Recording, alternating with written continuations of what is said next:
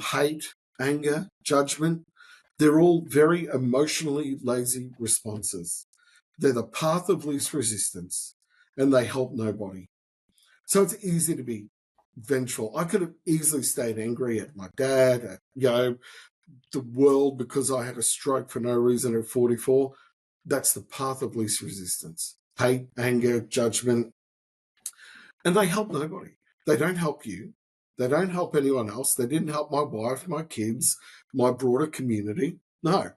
So forgiveness, acceptance, and loving thy enemy takes a lot of courage and a lot of effort, but the results are truly worth it. What if fear has been robbing you blind? It's been stealing your confidence, poisoning your relationships, and convincing you to play small for decades. Well, we're here with Jason Mammino to help us out because he spent 40 years trapped in that very prison we just described until, that is, he fought back. And now he's here on Pat Mesiti's best-selling author podcast to expose fear for what it really is. Jason is a co-author with Mr. Pat Mesiti in the book, The Turning Point. You can find it on Amazon. And if you are tired of playing it safe, tired of letting the fear win, tired of struggling, this is the most important podcast episode interview that you will watch today, this week. So, Mr. Jason, how the heck are you today? G'day, Robert. How are you, mate? I'm fabulous. And so we introduced you a little bit, but what did I leave out of there? What's your current focus and passion? Okay, well, look, as the title of it says, fear really did rob me for around 40 years. And, as you go through life and you start learning and you grow and you develop and you realize, hey, life could actually be a lot more than what I'm currently living. There could be a lot more enjoyment, a lot more fun, a lot more freedom, if I wasn't so bound up by fear. And so it's taken me on this journey over the last sort of 30 or 40 years from being a real victim, as in I don't know why I do the things I do. All I know is that I hate the things that I do. When I was younger, there was a lot of, addiction. There was a lot of lying, cheating, deceiving, just not being my authentic self. And the cognitive dissonance that creates just makes you a very unhappy person. So as I've grown and matured in life and, allowed people to talk to me, learned some things, challenged myself on some things, I've learned that if you can start overcoming these fears, there's actually a far greater life that you can lead when you aren't constantly battling against that. So that's sort of the journey that I've been on. And you know what, if it happens to just a regular guy like me, I'm sure that there must be many other people out there who are struggling with this. And, maybe I can help them. Maybe my journey can help them. Yes, maybe. And I find that powerful because sometimes we can read all the articles, get all the tips, all the bullet points, and then we're still stuck, but we get someone else's perspective. And it seems like maybe our guard is let down, right? And we say, hey, what did Jason go through? Hey, I can relate to that. Oh, he tried that. Well, maybe I can do something differently. And it seems like when people talk about fear and addiction and everything else, it seems to be a lot of like having the same problems on repeat and stuck in the same sort of patterns. And so to clue us in a little bit, when you say when you were younger and you were just kind of miserable a lot and things were not great, like, do you have a good example of just like what your life was like? Like what sort of problems or situations did you find yourself in? Sure. So look, in my book, I talk about, my family relationship and, I share some stories about my father and because I talk about the generational issues around fear. So look, my father was an incredibly violent and abusive man. And I could still remember his temper was just off the charts. At 13 years old, when I was 13, so I'm a teenage boy, he could still pin me to the roof with one hand and, punch away. So I was just raised in this culture of fear. And so I just grew up scared. Now, I want to say that may sound like an indictment against my father, but it's not, because when you look at his journey, and I talk about this in the book, he lost his father when he was about 14. He suffered some horrendous abuses as a young boy in the boarding schools. There are some very notorious boarding schools, Catholic boarding schools in Australia in the 1950s, and some really horrendous things happened to young kids at that time. And he suffered the worst of that. And as I discovered is that, you know what, some people, they just don't have or have never had the opportunity to be able to learn to grow or to understand exactly what causes that fear or causes them to act that certain way. Now, I actually had a great relationship with my dad in the end. He passed away around 15 years ago. I only have fond memories of my dad now. So this isn't daddy issues. Sure, some terrible things happen, and for many years I was really angry at him. But as you get older and you just go, you know what? He was just as much a victim as I was. Sure, I was a victim of his anger, but then he was a victim because back in the 1950s, especially in an Italian community, no one talked about this sort of stuff. It was, you just suck it up and you deal with it. And as I had children, I could see some of those things happening. And I talk about in my book that one day, my son, he's now 11, but he was probably 3 or 4 years old at the time, was just being a 3 or 4-year-old boy. And I just lost it. And someone pulled me up and said, Jason, did you see the look in your son's eyes? It was a look of terror. And it just hit me like a ton of bricks. This pattern is going to repeat itself again. The cycle is going to repeat itself again if I don't do something about it. And that was a real wake-up call to just go, actually, this can't happen anymore. I've got to do something about it to stop this generational fear poisoning generation after generation of people in my family. Now, I've noticed that, families that don't grow up in that environment of fear, they've grown up in a loving household, they just walk and talk and act in a different way. Just success just comes naturally. They just seem happier. They just carry themselves in a different way. And I could never understand it. But it's because they grew up in a totally different paradigm. And so I really want to help people who may have suffered, traumatic situations, traumatic childhoods, have had traumatic things happen to them. Because let's face it, life could just give you trauma. I had a stroke and almost died at 44 years old. I did nothing wrong. Not a thing. It was just congratulations, bad things happen in life. And so you could dwell on that and become a victim, same as I could stay a victim because of the abusive childhood. Or I just go, actually, I need to take my destiny in my own hands and just go, what can I do to improve my situation? But also, what can I do to help other people now? Because great, I've had some success and some victories in this area, but how many other people are suffering and struggling in this? And if that's you today, as you're listening to this, I want you to know that if someone as normal and as ordinary and as broken as me can have some success, then anyone can. I like it. Well, this is very helpful, Mr. Jason, because you said a lot of amazing things, right? You can't control what life does to you, but you can control how you dig yourself out of it. And it is unfortunate, right, that some people get hit harder than others, but you're saying that, well, you could choose to be a victim, but who will that help? And sometimes we maybe don't feel very motivated to help ourselves, right? We come up with excuses, but when you put it the way you did, where you said, well, you can choose to break the generational curse, right? It doesn't have to be just about you. It can be about the people you help and the people that they help. And it's like a ripple effect, right? Either you pass the negativity along or the positivity along. And it's like, whoa, you have more of a ripple effect than you give yourself credit for. And so if someone out there says, I'm done making the excuses, I'm done just with this bad way of thinking, with the toxic head trash, and you say, well, we can improve our situation and think about things better. How do we begin to do that? If someone's just at their rock bottom low point and they say, all right, Jason, I'm ready for a change, what's the first step? Well, just acknowledging it, just going, hey, I am not where I want to be in life. I really want to be somewhere else in my life.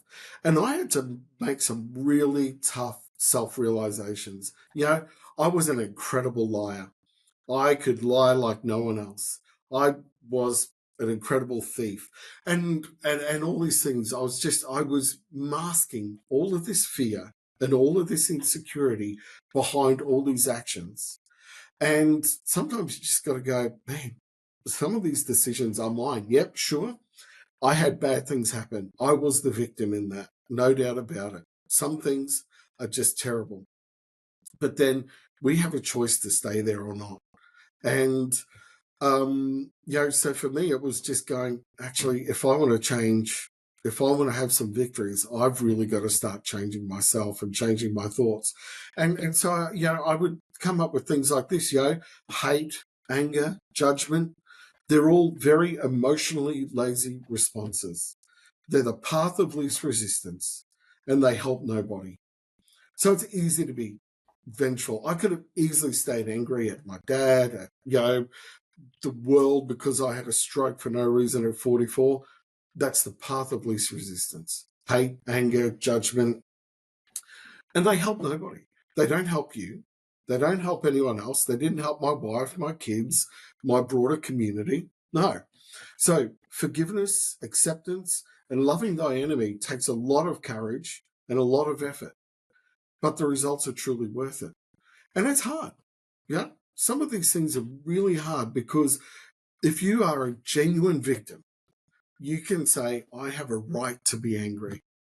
But that doesn't help you. It doesn't help anyone. You'll never grow from that stage. So I said, you can do these things, but they are emotionally lazy. They're the path of least resistance, and you'll never, ever change. Changing takes effort, and it's hard work. And sometimes it was just that self-realization of looking myself in the mirror and just go, you know what?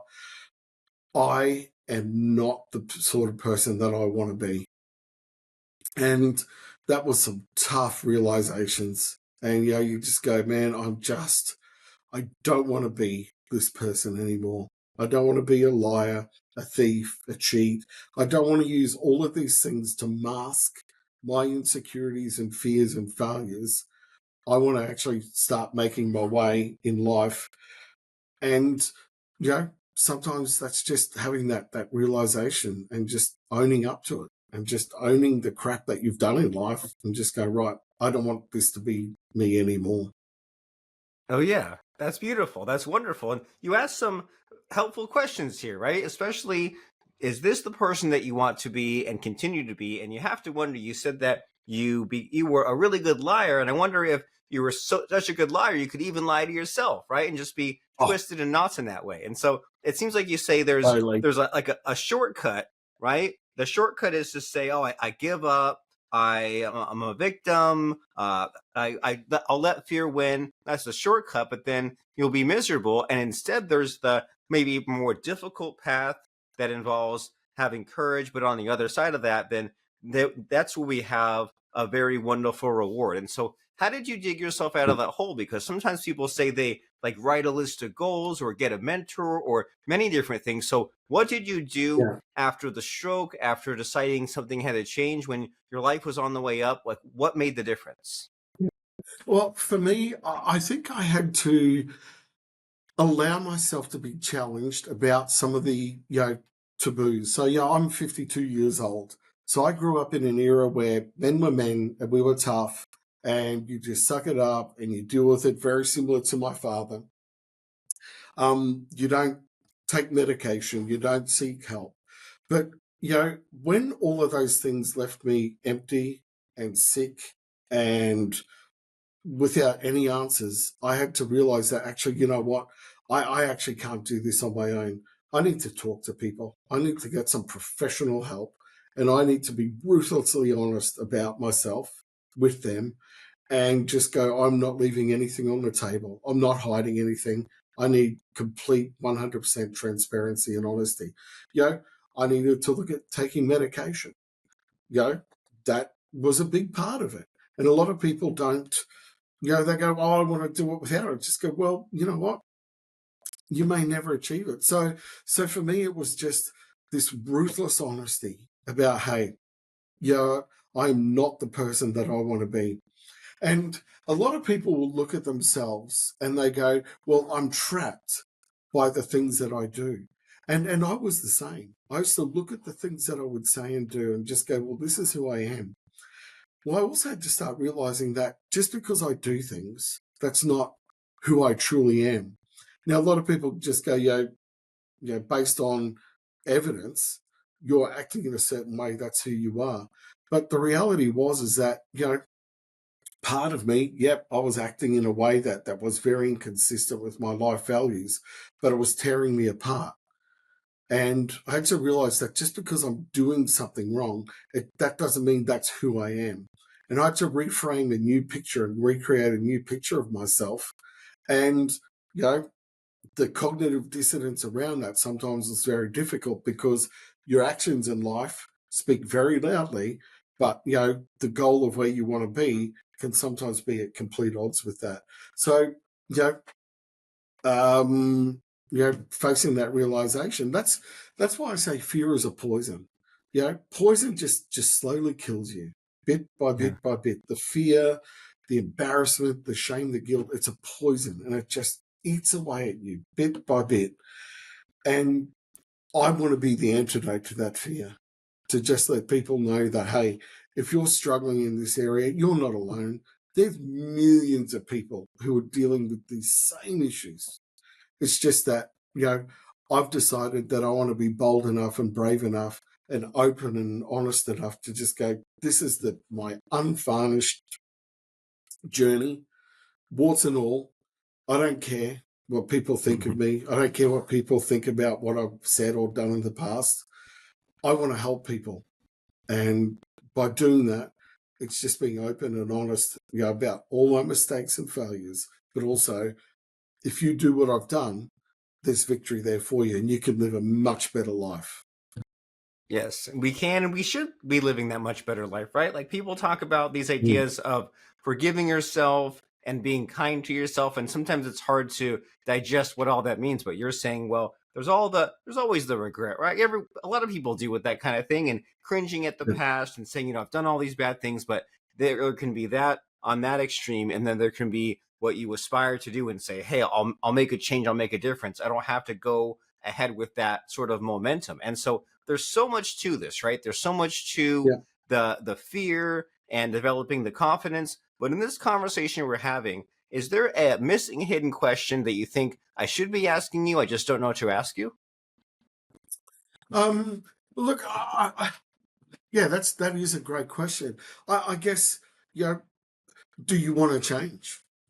Are you sick and tired of being sick and tired?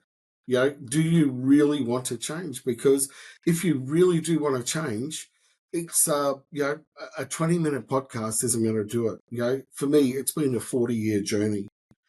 Um, but you know, I know that if you jump onto my website, reach out to me.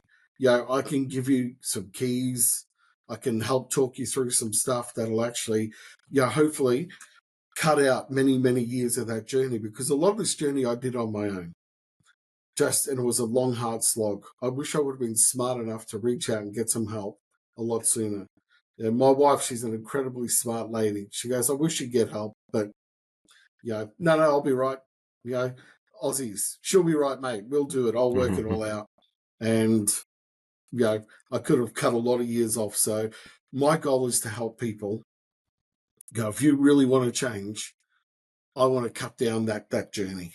So it's a lot shorter for you. That's an excellent reframe, right? Where we might be in that situation where you say, oh, I don't need help. I don't need the counseling. I don't need the medication. You're saying, well, maybe not now, but what if in 5, 10 years or longer, then you decide you need to, and you could just shortcut the time now instead of being so Yeah. prideful and so stubborn. You can build this life of confidence. You can escape that grip of fear. You can reclaim your potential. And so you mentioned your excellent website, fearispoison.com. And if someone goes Yeah. there, what type of person should be visiting and what will they find at that website? All right. Well, look, anyone that wants to um, challenge where they are in life. If they feel that fear is robbing them, that it's not allowing them to be who they believe they are called to be, then you need to go to that website. You need to click on the link and reach out to me. If you have businesses, I talk to community groups, I talk to churches, I've talked to large gatherings. I've been working with young people for many, many years. Anyone who is seriously wanting to change, because I won't let people off the hook. Like, I will call out stuff because I needed to have people call me out and ask the hard questions, and I needed to face the hard questions myself. And so I won't, sugarcoat it. I'm very compassionate and loving and caring. So it's not, there's, you've got to, each case is different, obviously. But, if you want to reframe your life and stop living less than what you feel that you can be, then I'm more than happy to partner with you on that journey. Very great. Well, more is possible. It's a great message, because they say, what is it they say, Jason? Everything you want is on the other side of fear. And what that tells me is that if we could only get over just this this kind of limitation, this block we've had, and it's not easy to overcome, and we've been living with it for so long, but perhaps we've just been using the wrong tool, right? You have a screw in a wall, you try to use a hammer to get it off. It's like, hey, don't use this tool, use this other tool to make it happen. And sometimes we just need that extra help, that extra perspective. And we've been speaking with Mr. Jason Mammino for over 40 years. Fear controlled his life, limiting his confidence, relationships, and success. But he learned how to break free, and he wants to help you to break free as well. He offers one-on-one, couples, or group counseling services. They can be face-to-face or online, 45 minutes in length. He runs sessions on identifying and dealing with fear, breaking those destructive generational cycles, dealing with guilt, shame, and condemnation. And he's also a public speaker. And as far as those in-person events, are you located in St. Agnes, South Australia? Yeah, so it's a suburb of Adelaide. Okay. But I travel anywhere and everywhere. I've spoken, in the UK. I've spoken in the US. I'm not limited by geography, and especially with modern technology, I can go anywhere, speak anywhere. So, if you need help, I want to help you. If you need help, he wants to help. So ask for help and get the help that you need, because sometimes we do get stuck in our own limitations, our own thinking. We just need that additional assistance. And so the website is fearispoison.com.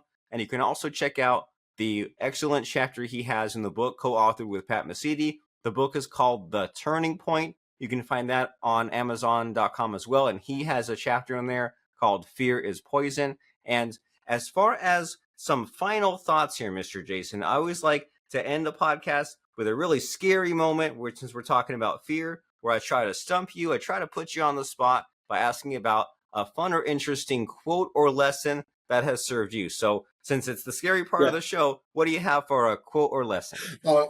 Okay, so look, I'm a bit of a sci-fi nerd. At the beginning of my chapter, there's a quote from Frank Herbert's Dune. And it says, "Fear is the mind killer. Fear will hold you back. But once the fear passes, only I will remain." So I'd love to think. When I went skydiving because I wanted to challenge myself, and I had to just quote that in my head, just going, "I'm literally scared, senseless." But I just thought, I'm going to hold on to that. Fear is a mind killer. It's just going to rob from me. The fear will pass. I'm still going to be here. And, I jumped out of a perfectly good plane, however many thousands of feet. I'll never do that again. Once is enough. But you can say you did. And you hear about No, that, that's right. how So it's temporary. It's like the weather. It'll pass. It'll pass. And so, look, I say fear is a poison. Well, with every poison, there's an antidote. And I want to be the antidote. And I'll help you discover your antidote for your poison. Very nice. Well, time to get to it. If you're tired of living in that misery, if you know there could be a better way, but you're not quite sure how to get there, Mr. Jason Mammino from fearispoison.com is the person you should talk to. You go to that website, fearispoison.com, you click around, and if it's time to reach out to him, his phone number is on the bottom, the contact form is there. If you're interested in working together, fill out that info. He'll be in touch shortly. He can't wait to hear from you, and you'll have a very productive session. So, Mr. Jason Mammino, co-author of The Turning Point, fearispoison.com. It's been a blast speaking with you, friend. Cheers, Robert. Thank you very much, mate. Appreciate your time.